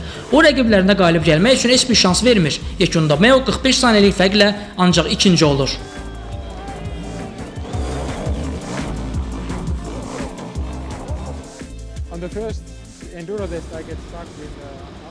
İlk enduro testində yoxuşlara çətinlik çəksəm də ən yaxşı nəticəni göstərdim. Amma ikinci dövrədə mən bunu uğurla etdim. Simone'dən 23 saniyə daha sürətli idim. Bundan sonra özümü daha rahat hiss etdim və daha rahat yarışmağa başladım. İkinci gün Ahola bir gün əvvəlki qədər uğurlu deyildi, amma onun rəqibləri Meo və Albergoni də gözlənildiyi kimi çıxış etmirlər. Keçmiş motosiklet yarışçısı Meo 2 dəfə səhvə yol verir və bunun nəticəsində sonda ancaq 3-cü olur. Albergoni enduro yarışlarının ən istedadlı pilotlarından biridir. İkinci gün o nəticəsini bir qədər yaxşılaşdırır və ikinci olur. Mika Ahola bir qədər güclü olduğunu sübut edir. Bir neçə ildir ki, Ahola Sardiniya yarışlarında məğlub olmur. İkinci gün rəqiblərini cəmi 25 saniyəlik fərqlə qabaqlayır. Hazırda əsl formada olan Ahola həmçinin ən sürətli pilot kimi də öz adından söz etdirir. Bugünkü forması ilə çətin ki, onu məğlub edən olsun. Enduro 2 yarışında heç də hər şey gözlənildiyi kimi olmur. Motosikletlərin əksəriyyəti yarışı tərk edirlər. Belə bir şəraitdə bu mövsüm heç bir yarışda məğlub olmayan Fransiz Johnny Albert qələbə şansını əldən vermir. Sardiniya yarışlarını da müvəffəqiyyətlə tamamlayır.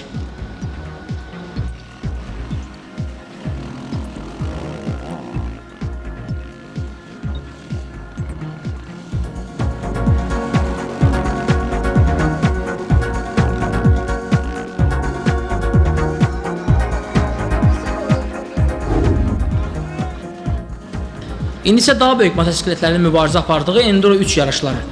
Çempionatın lideri İspanyalı Ivan Cervantes ilk gündə uğursuzluğa düşar olur. Yağışla mübarizə apara bilməyən İspan səhvə yol verir və 3-cü olur. Belə şəraitdə yarışmağa adət edən Fransalı Sebastian Guillaume ilk pilləyə yüksəlir. Christophe Nambotin isə 2-ci olur. İkinci gün Cervantes və Guillaume yenə də diqqət mərkəzində idilər. Guillaume çox çalışsa da birinci günkü uğurunu təkrarlayıb Cervantesi qabaqlaya bilmir. Və yenidən bir daha Ivan Cervantesi fəxri kürsünün ən yüksək pilləsində görürük.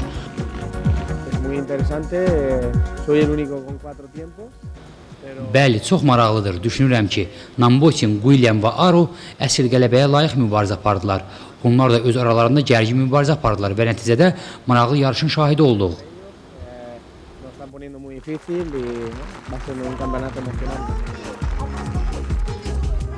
İtaliyanın gözəl Sardiniya adasını tərk edirik. Enduro pilotları da demək olar ki, fasiləyə yollanır. Onları bir aydan sonra Finlandiyada təşkil edəcək növbəti mərhələ gözləyir. Ümumiyyətlə yarışlara Fransada yekun vurulacaq. Dünya kuboku öz sahiblərinə sentyabr ayında Sant-Flor şəhərində təqdim olunacaq.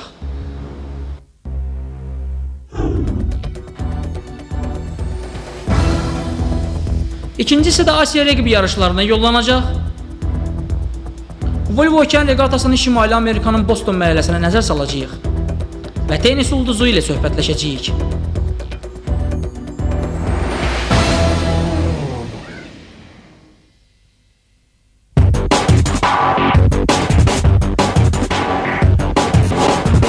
İtaliya A seriyası dünyanın ən güclü futbol liqalarından,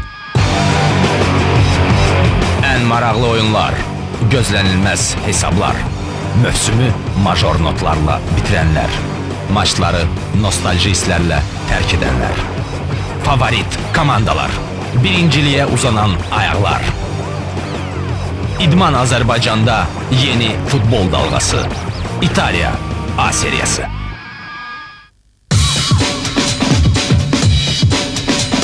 Çempionluq uğrunda mübarizə sərtləşir. Bir-birini daban-dabana izləyən rəqiblər daha da amansızlaşır. Zəfərə gedən yol sərt, maraqlı, gərgin və peşəkar oyundan keçir. Dünyada beynəlxalq tenis turnirləri, kortda güzəşsiz liderlərin iddialı oyunları, İdman Azərbaycanda.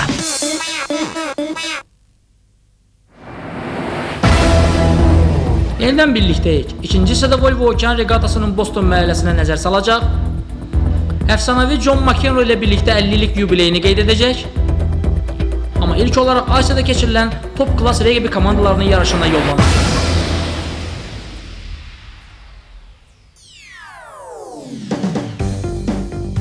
Bu oyun haqqında deyirlər ki, bu centlemenlər tərəfindən oynanılan xuliqan oyunudur.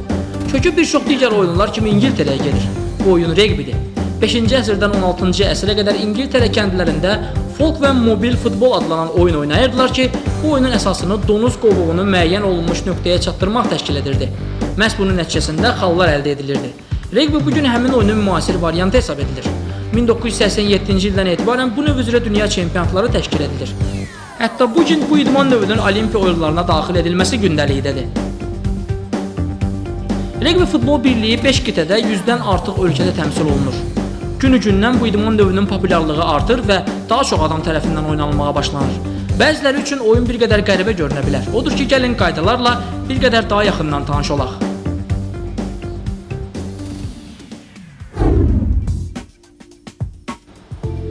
Hər komandadan eyni vaxtda meydançada 15 oyunçu mübarizə aparır.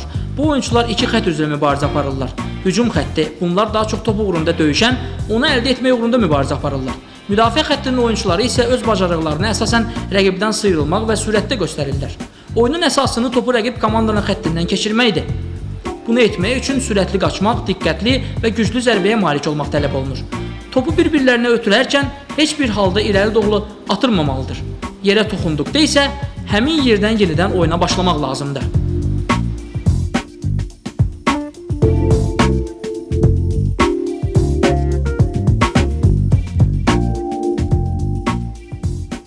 Topun rəqibə keçməsinin ardından yenidən oyuna başlamaq üçün müəyyən edilmiş xəttlər mövcuddur. Top ötürmə əsnasında irəli doğru atılarsa, görüş dərhal dayandırılır və rəqib komanda oyuna başlayır. Xallar isə aşağıdakı şəkildə paylanır. Hər uğurlu yekun cəhətə görə 5, yarım cəhətə görə isə 2 xal verilir. Penalti zərbələrinin uğurla yerinə yetirilməsinə görə 3 xal verilir. Və eyni sayda xal açıq oyun zamanı kiker tərəfindən endirilən zərbə zamanı əldə edilən uğurlu nəticəyə görə verilir.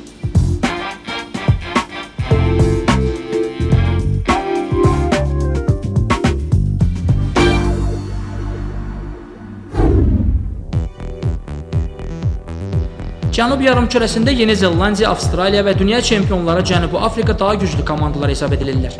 Bundan başqa İngiltərə, Argentina və İrlandiya da güclü kollektivlər arasındadır.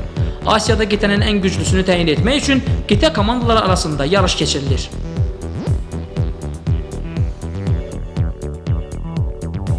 ...2009-cu il üçün yarışlar artıq başa çatıb və bu yarışda qitənin ən güclüləri qüvvələrini sınayıblar. Onlar hazırda dünya sıralamasında 16-cı yerdə qərarlaşan Yaponiya, Singapur, 2008-ci ilin ikincisi olan Koreya, Qazaxıstan və Hong Kong yığmalarıdır. İlk mərhələdə favorit Yaponiya komandası Qazaxları 87-10 kimi böyük bir hesabla məğlub edib. Seulun Seonggam stadionunda isə Koreya Singapuru qəbul edir. Hər iki komanda fərqli taktikalardan istifadə edir. Singapurlular daha çox hücumlarından istifadə edərək uğur əldə etməyə çalışırlar. Koreyalılar isə daha rəngarəng oyun sərgiləyirlər. Singapurlular bu təzyiqə ancaq 14 dəqiqə dözə bilirlər. Korea again camped inside the Singapore 22. It's a short ball, but again they miss it. Tidied up though. Another break back inside by Chung Ki. Chung Ki going all the way. It's at the man there. Lee Kwang-moon follows up nicely. Scores the first try of this HSBC Asian Five Nations tournament. They have been putting pressure on and threatening that for a significant period of time. And ultimately, it was a good chink inside by Hong Jung Ki. He makes it available for the back rower, Lee Kwang-moon, who goes over nicely for the first score. It's 5-0 to Korea. Cina hücumçusu Kwang Lee-moon Singapur müdafiə xəttini keçərək komandasına 2-5 xalı qazandırır. Singapur müdafiəsinin əsası hesab edilən Muhammed İsmail, İzzi Kadir ləqəbli oyuncu zədələndikdən sonra isə Koreyalıların işi bir qədər də asanlaşır. Korea beginning to enjoy this. 26-0. Ryan Cumbers with the dropout. And again, Gong Kyu takes it well. Solid. Young Hun takes it down the blind, feeds it well. Choi Si-won. Choi Si-won founds inside. Good luck, Young. Good hands. Oh, captain now is in position. Korea really running rampant. They've got players outside aplenty. And it's a long, long ball. Was he offside? No, he wasn't. It's a try. Oh my goodness, huge cue. Well, it's gone to the middle and it's dropped. Should have been to the front, shouldn't it? Korea can get to one more score. They've got the chance. Good run, it's a lovely run. No support at the moment, where is it? Now it comes. It can go to the right wing here. Korea can score. They come with the last play of the game. Here it is. Out wide, no, down through the middle. Still going through the middle. Who's going to pick it up and score? Here it comes, and it will be the fullback who goes in, Kim Kyun-hyun. Singapurun müdafiədəki zəif oyunu ikinci hissədə də davam edir və bunun nəticəsində Koreyalılar 65-0 hesabı ilə qalib gəlirlər. Koreyanın 5 oyunçusu əriyə 2 tam cəhd gerçəkləşdirir. Gərgin keçən maçın sonunu bitirən fitin ardından hər kəs bu gərginliyi unudur. Qazaxıstan və Singapur üzərində qələbə qazanan Yaponiya və Koreya komandaları yarışa uğurlu start verirlər. Hər iki məğlub komanda bu məğlubiyyətləri özləri üçün dərs, qazanılmış təcrübə hesab edirlər. Singapur komandasının məşqçisi Denny Taura da belə düşünənlərdəndir.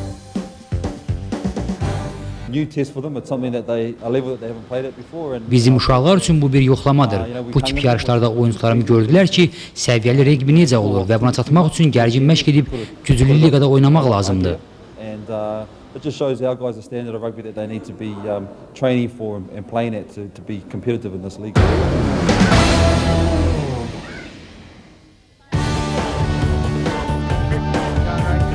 Bu günlərdə Amerika tenisinin əfsanələrindən biri öz ad gününü qeyd edir. Budur həmin əfsanə. I hear you turned 50 this year. Yep, the big 5-0.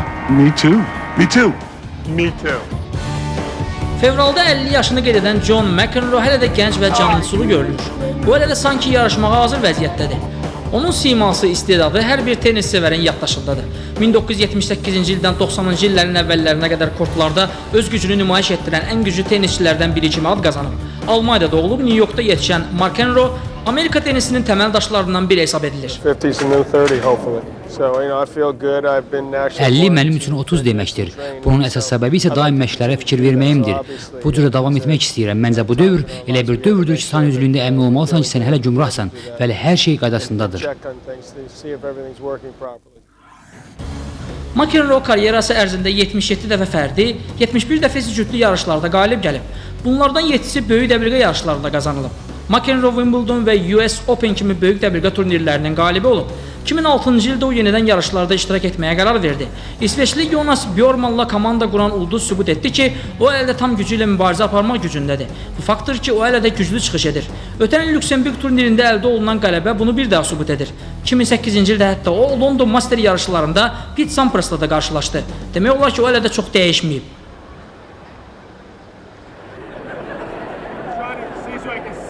I just want to try to see the last one. I think